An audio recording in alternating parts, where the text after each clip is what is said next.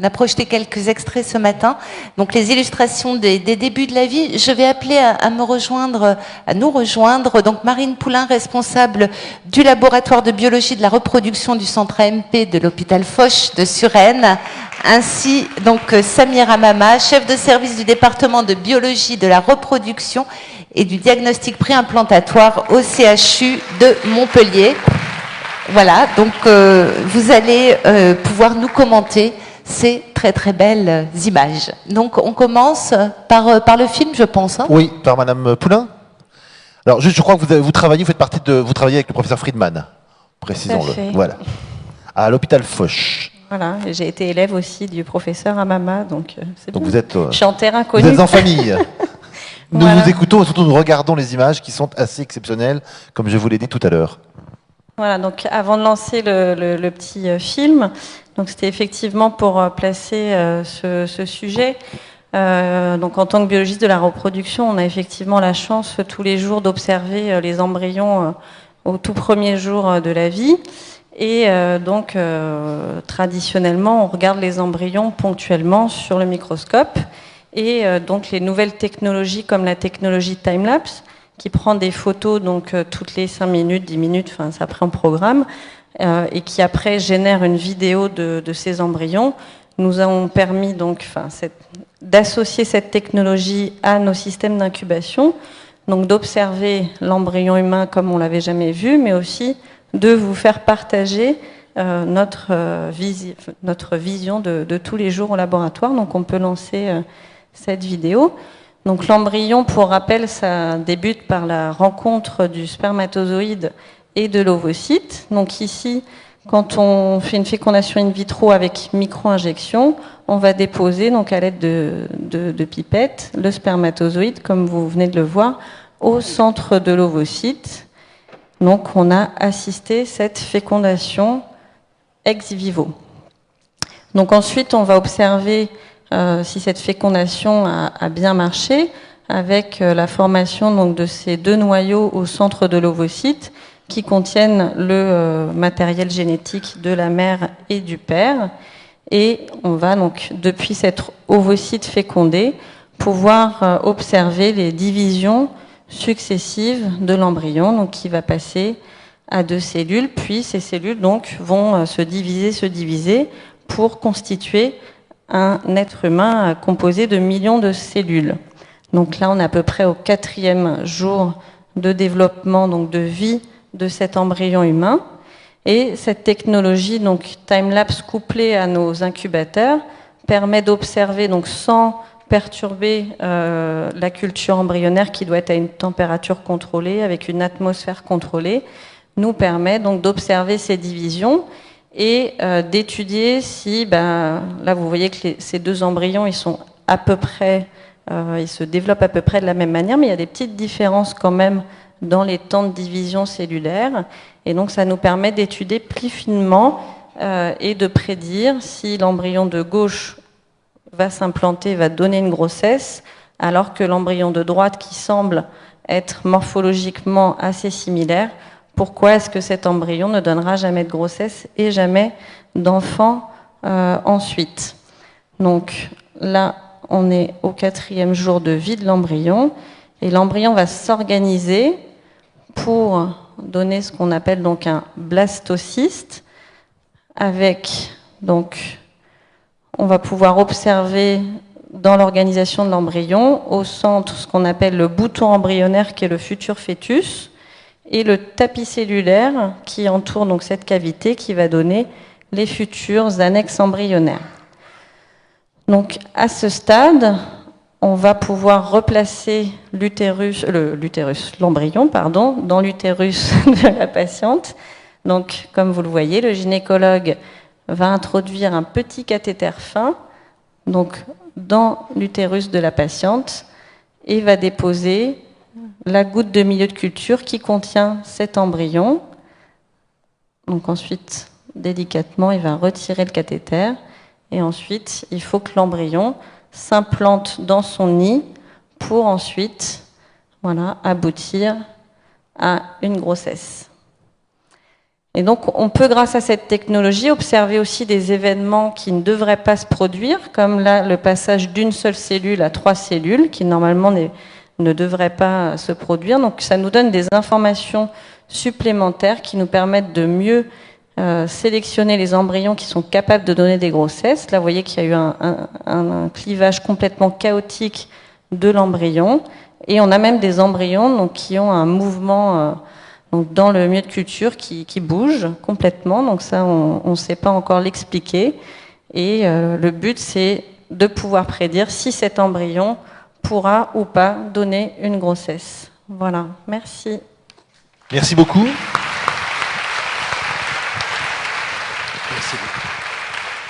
Samira Mama, à vous. Vous êtes, je rappelle, chef de service du département de biologie de la reproduction et de diagnostic préimplantatoire au CHU de Montpellier. Et vous aussi, vous avez des images extraordinaires à nous montrer. Je vais essayer. Est-ce que je peux... Alors, voilà, ça y est, on y arrive. En marche arrière ou pas? Bien, bonsoir à tout le monde. Merci à Anne Blanc de m'avoir invité de participer à cette édition. En fait, Marine vient nous montrer comment peut-on observer cet embryon tout au long de sa première semaine de développement. Montez un petit peu votre micro, on vous entend mal. Bien. Voilà. Ok, pardonnez-moi pour mon accent parisien. Donc cette observation, eh bien, c'est fait en 2 dimensions. Et Marine a dû nous le dire, le but c'est de prédire un facteur prédictif qui nous permet de choisir quel est le meilleur embryon à s'implanter. Pour votre information, aujourd'hui, quand vous placez une dizaine d'embryons dans l'utérus, au mieux, il y en a 2 qui s'implantent. C'est-à-dire, si je veux être négatif, il y en a 8 qui ne s'implantent pas. Pourquoi? Parce qu'on choisit selon les aspects morphologiques. Est-ce suffisant? La réponse est non. Donc, on est en permanence à la recherche de facteurs prédictifs qui nous permet, tout en respectant la règle éthique et l'idéal d'une manière tout à fait non invasive, de choisir l'embryon à fort potentiel implantatoire. C'est la raison pour laquelle, au sein de l'unité INSERM 1203, que j'ai l'honneur de diriger depuis quelques années, nous avons réfléchi à passer de 2D à 3D. Au lieu d'observer l'embryon en 2D, de l'observer en 3D, mais de manière tout à fait non invasive. Donc, c'est vrai, c'était un rêve, mais on s'inspirait un peu de ce qui se faisait chez le fœtus. Dans les années 60-70, on observait en 2 dimensions, et puis actuellement, on est passé en 3, voire 4D, pour plus de précision et plus d'informations, donc un meilleur choix. Là, ce que Marine vient nous montrer, je ne reviendrai pas là-dessus, parce que le temps nous presse, mais c'était une technique relativement assez ancienne. Vous voyez, là, je vous montre 2 exemples, mais le problème avec cette machine qui vous permet de suivre le développement dynamique de cet embryon que nous venons de voir, il faut établir un algorithme et chaque centre doit établir son propre algorithme. Ce qui marche chez l'un ne marchera pas chez l'autre. Donc c'est l'un des limites de cette approche. Alors nous, on voulait, ce qu'on voyait là en 2D, on voulait observer en 3D, ça devient un élément pédagogique et plus parlant pour le couple, et surtout standardiser la façon dont on évalue cet embryon, dans l'espace de quelques secondes. Donc on a inventé ce qu'on appelle EmbryoScan. C'est une sorte de scanner qui permet d'évaluer l'embryon en plusieurs plans, et que ces plans-là qui ont été pris grâce à un logiciel permet le reconstituer. Et pour démontrer la preuve des concepts, on a envoyé un clé USB à un imprimeur de 3D. On lui a demandé s'il voulait bien nous imprimer. On s'est dit, si jamais il nous renvoie et nous dit il n'y a rien à imprimer, on comprend que notre concept n'est pas bon. Et bien voilà ce qu'on a reçu. Là, vous voyez un embryon qui a 3 jours. Cette enveloppe qui l'entoure, ce qu'on appelle la zone bellicide, qui protège l'embryon jusqu'au moment de son implantation dans l'utérus. Donc on peut mieux examiner. Et là, ce que vous voyez, les cellules, chacune, qui constituent cet embryon. Donc à partir de là, voyez-vous, par exemple, cet embryon. Là, je vous montre quelques exudats. Si nous l'avions observé en 2D, nous n'aurions rien vu. Nous aurions vu en disant il a 6 cellules, 8 cellules. Donc, l'un des avancées de ces 3D, c'est de pouvoir assurer une meilleure observation, homogénéiser la pratique entre plusieurs praticiens, et puis ça devient un élément pédagogique envers nos étudiants, parce que nous sommes quand même dans un centre universitaire. Donc voilà un peu, grosso modo, le schéma habituel. On part d'un embryon DD. Au moment de l'observation, on va scanner en plusieurs plans, on reconstitue. Le but, c'est pas de l'imprimer, entendons-nous bien. Le but, simplement, d'améliorer notre observation et du coup, améliorer notre sélection qui permet d'augmenter, parce qu'à la fin, le but, c'est étant d'augmenter le taux de grossesse. Donc c'est un microscope inversé qui nous permet d'obtenir cet embryon qui va être scanné. Voici les différentes étapes. Le reconstituant en 3D, et pour démontrer la preuve des concepts. Donc nous l'avons imprimé en 3D, c'est une première mondiale. Nous pensons pas, on pensait que c'était une première française, non, c'est une première mondiale, pour améliorer donc le choix embryonnaire candidat au transfert ou candidat à une cryoconservation pour un remplacement différé. Ça nous permet également de mieux cerner cette histoire des exsudats cellulaires que parfois, quand l'embryon rentre dans un phénomène de mort cellulaire programmée, ça nous permet de mieux choisir. Donc, ce sont des techniques, je ne voudrais pas rentrer dedans, mais bien entendu, il a été protégé avec un brevet, plusieurs brevets, grâce à l'INSERM.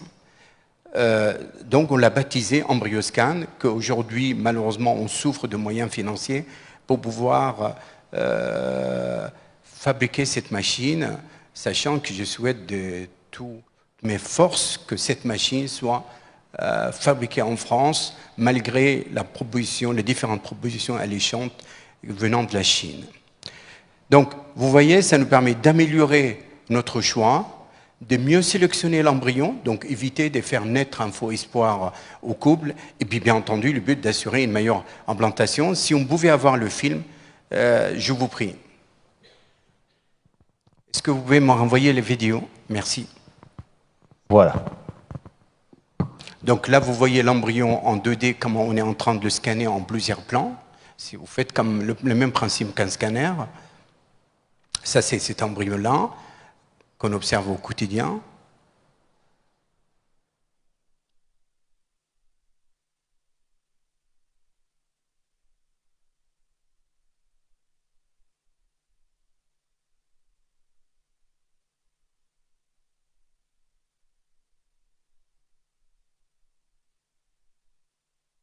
Expliquez-nous les différentes étapes. Donc, si vous voulez, on a fait une séquence parce que pour question de confidentialité, comme la machine n'est pas encore prête, on a à raccourcir. Donc là, vous voyez la zone bullucide qui est cette membrane qui entoure l'embryon. Là, vous voyez l'embryon dans différents aspects, sur trois dimensions, comme je vous ai indiqué. Donc, vous pouvez compter vous-même le nombre de cellules qui le constituent, que vous voyez devant vous. Et là, vous voyez, on peut faire des coupes dans cet embryon sur le plan morphologique pour mieux cerner. Donc, vous voyez le nombre de cellules qui composent cet embryon, la zone bullucide qui l'entoure, les petits exsudats que nous n'aurions pas vus en 2D si nous étions en train de l'observer. Et puis, je pense... Voilà. Donc, encore une fois, ce n'est pas le but d'imprimer l'embryon en 3D. Le but, c'est homogénéiser la pratique d'observation entre les différentes praticiennes, montrer un objet qui devient conséquent pour la patiente et pour le couple, et puis de là, un objet pédagogique pour les étudiants. Donc là, pour terminer, Montpellier, depuis d'ailleurs, c'est une réunion de famille, mais tout à fait par hasard, parce que moi, j'étais avec René Friedman. J'ai quitté il y a 14 ans pour regagner le Sud. Et toute notre recherche au sein des CHU de Montpellier, tendent à arriver à la sélection d'un embryon viable, je dis bien viable, parce qu'au fait c'est ça la difficulté, et que malheureusement la morphologie ne nous permet pas d'être sûr, et puis choisir le bon timing pour replacer cet embryon, parce que là aussi, quand on replace un embryon, avec un cycle menstruel de 28 jours, on sait au J21 jusqu'à J23-24, il y a une fenêtre, ce qu'on appelle la fenêtre d'implantation. Donc, période pendant laquelle l'utérus est prêt à réceptionner un embryon. Donc, si on place avant cette fenêtre, avant l'ouverture ou après la fermeture, malheureusement, ça ne marchera pas. Donc, cette fenêtre, parfois, elle peut être très courte, de quelques heures, comme elle peut être très longue, de 3 ou 4 jours. Et c'est la raison pour laquelle, aujourd'hui, on a un test, l'un des 2 tests mondiaux qui existent, qui nous permet de choisir et mieux replacer